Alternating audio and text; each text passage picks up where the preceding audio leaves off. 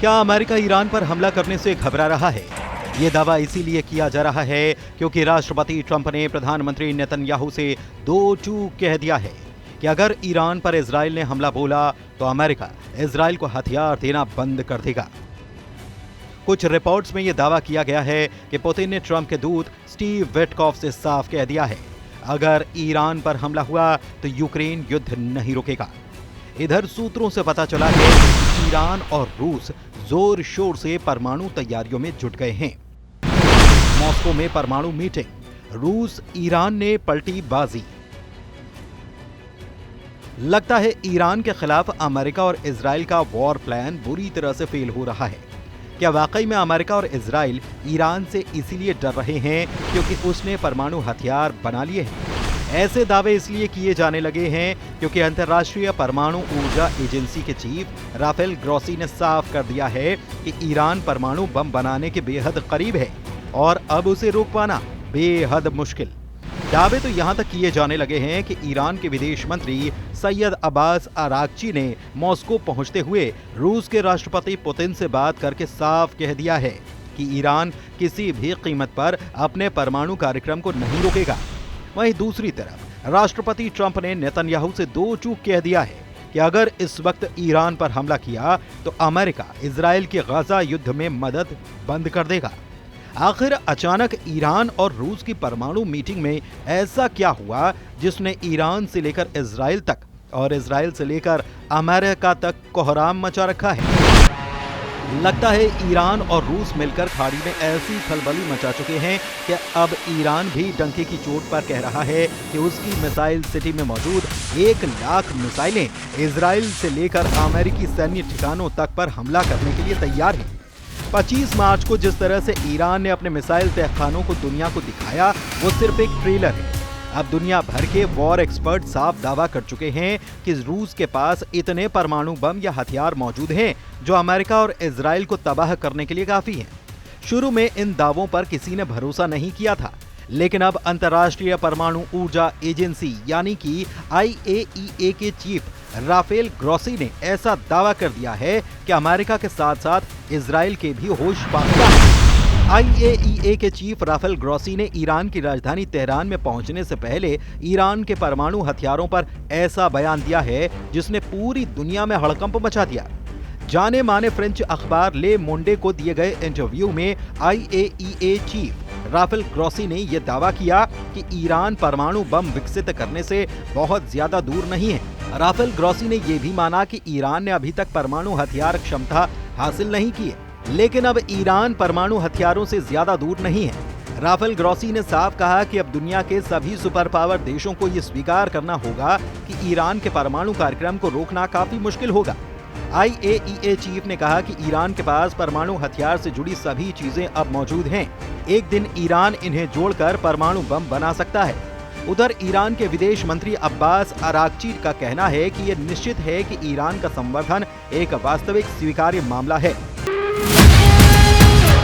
हम विश्वास बनाने और किसी भी संभावित चिंताओं को दूर करने के लिए तैयार हैं, लेकिन संवर्धन का मूल मुद्दा ही समझौता योग्य नहीं है। इधर दूसरी तरफ खाड़ी में अमेरिका के दो युद्धपोत ईरान पर हमला करने की ताक में बैठे हैं, जबकि अमेरिका के 20 में से 6 B-2 बॉम्बर डिएगो गार्सिया से ईरान पर हमला करने का इंतजार कर रहे हैं।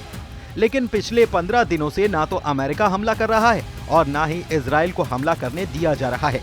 जो जानकारी आई है वो हैरान करने वाली है। दावा किया जा रहा है कि पिछले दिनों जब इजराइल के PM नेतन्याहू राष्ट्रपति ट्रंप से अमेरिका में उसके ओवल ऑफिस में मिले थे तो उस वक्त नेतन्याहू और ट्रंप के बीच ईरान पर हमला करने को लेकर तीखी बहस हुई। दावा यह भी किया जा रहा है कि डोनाल्ड ट्रंप ने ईरान के साथ मिलकर इजराइल के साथ खेल कर दिया।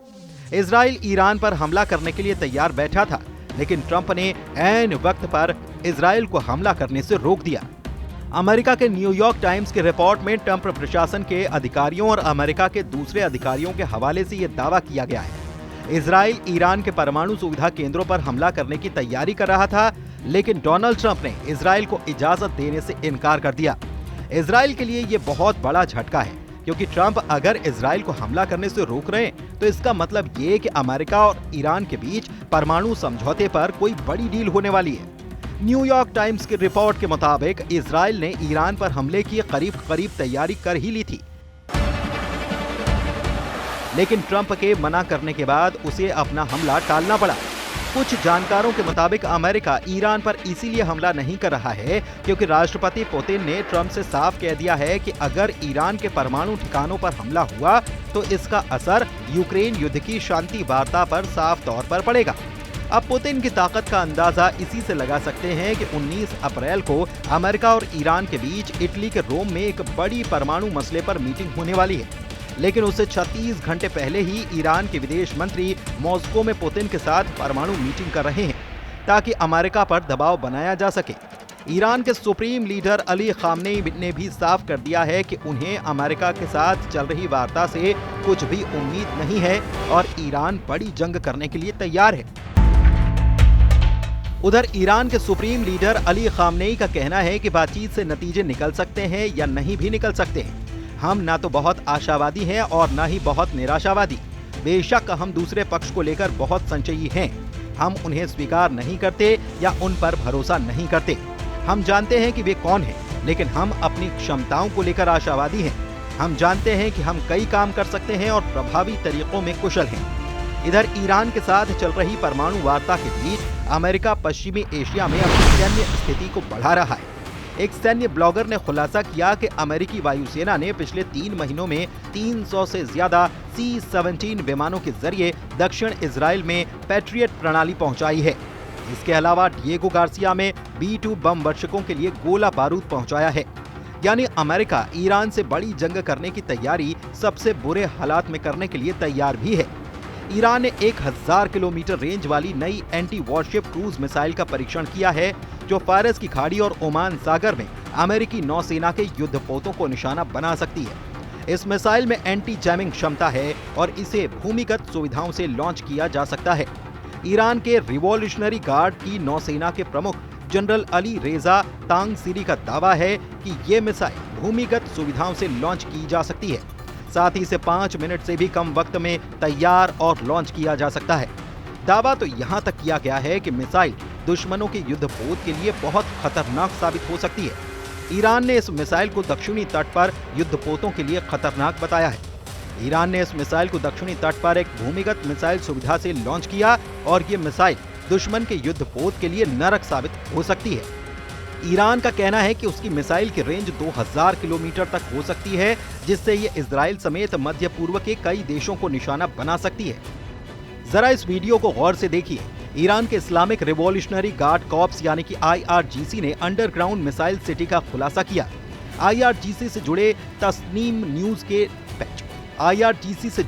तस्नीम न्यूज ने 1 फरवरी को बताया कि अंडरग्राउंड बेस में ईरान ने क्रूज मिसाइलों को रखा है, जिन्हें रणनीतिक रूप से दक्षिणी जल विध्वंसक जहाजों को निशाना बनाने के लिए डिजाइन किया गया है।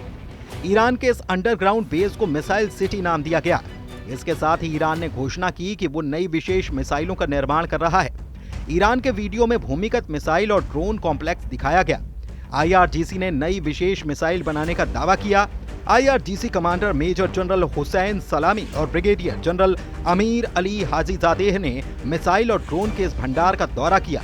इस वीडियो के जरिए ईरान ने अपनी मिसाइल ताकत दिखाने की कोशिश की।